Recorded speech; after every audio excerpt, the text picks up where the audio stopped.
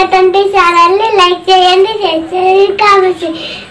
గంట వచ్చేదైతే అస్సలు మర్చిపోకండి. ఉత్సవంకి వచ్చిన మీ అందరికి సైన్స్ డే శుభాకాంక్షలు. నేను మీ సావిత్రిబాయి పూలేని. నేను మహారాష్ట్రలోని సతారా జిల్లాలోని నైగావ్ గ్రామంలో 1831 జనవరి 3న జన్మించాను. నేను చిన్నప్పుడు ఎంతో అల్లరి చేసేదాన్ని. చెట్లెక్కి కొమ్మలు దురపడం కానీ, చేలల్లో పరిగెత్తడం కానీ, చింతకాయలు కొట్టడం కానీ ఇలాంటి అల్లరి పనులు చేసే నాకు 9 సంవత్సరాలలోనే బాబా జ్యోతిరావు పులే గారితో వివాహం జరిపించారు మా పెద్దవారు. మాకు పెళ్ళైన తర్వాత జ్యోతిరావు పులే గారు నాకు చదువు నేర్పించారు. జ్యోతిరావు పులే గారు గర్ల్స్ కోసం స్కూల్స్ నిర్మించారు. ఎందుకంటే ఆ కాలంలో ఎక్కువ కుల వివక్షణ ఉండేది.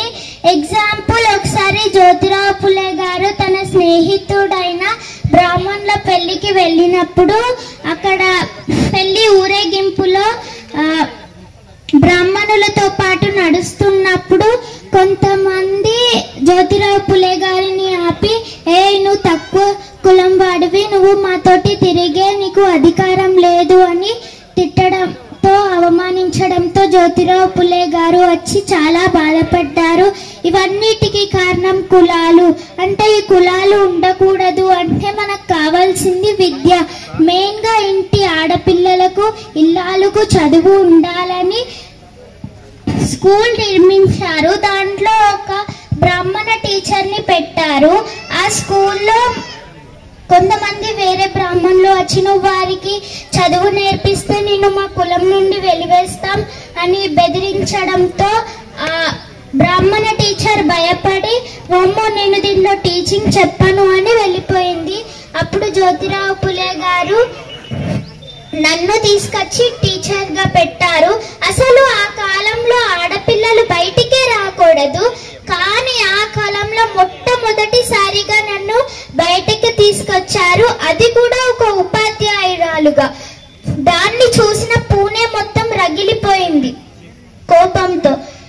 అప్పుడు కొంతమంది పూణే వాళ్ళు మా మామయ్య గారితో, మీ కోడలేంటి ఇలా చేస్తుంది, తను చదువుకోవడమే కాకుండా బయట ఆడపిల్లలకు కూడా నేర్పిస్తుంది, మీ కోడల్ని ఆపుమని చెప్పు టీచింగ్ అని చెప్పడంతో మా మామయ్య గారు జ్యోతిరావు పులే గారితో చెప్పారు. జ్యోతిరావు పులే గారు అన్నారు, సావిత్రి చదువు చెప్పడం ఆపదు అని అనడంతో మా మామయ్య గారు అన్నారు, అయితే మీరు ఆ ఇంటి నుండి వెళ్ళిపోండి అని అన్నారు. నేను అదే ఇంట్లో చదువుకొని, అదే ఇంట్లో రాయడం నేర్చుకొని, ఆ ఇంటి నుండి కన్నీళ్లు కాస్తూ బయటికి వెళ్ళాం మేము.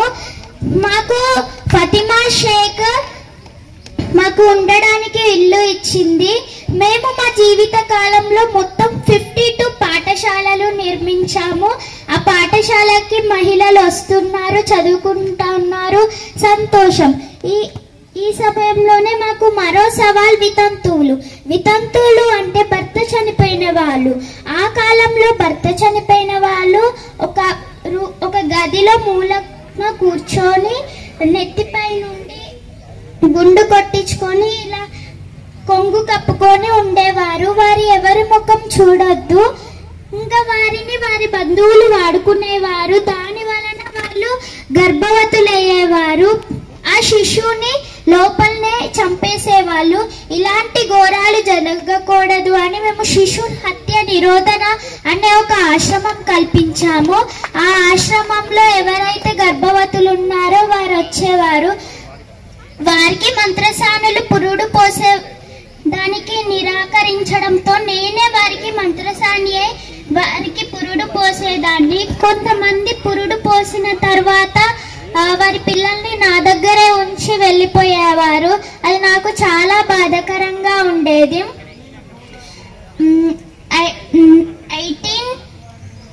1890లో జ్యోతిరావు పులే గారికి పక్షవాతం రావడంతో చనిపోయారు.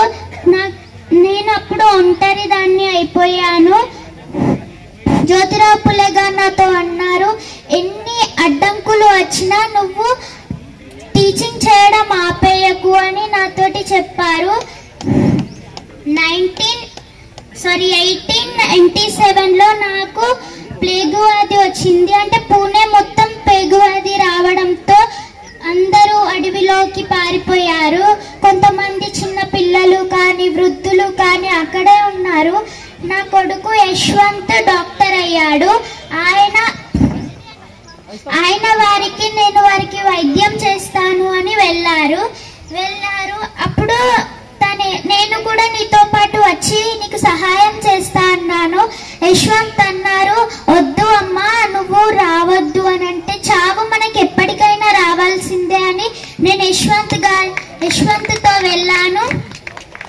వెళ్ళినప్పుడు ఒక 3 years బాబుని అక్కడ వారి అమ్మా నాన్న ప్లేగు వ్యాధి రావడంతో అక్కడ వదిలేసిపోయారు. నేను ఆ బాబుని నా గుండెకు హత్తుకున్నాను. ఆ ప్లేగు వ్యాధి నాకు చుట్టడంతో నేను చనిపోయాను.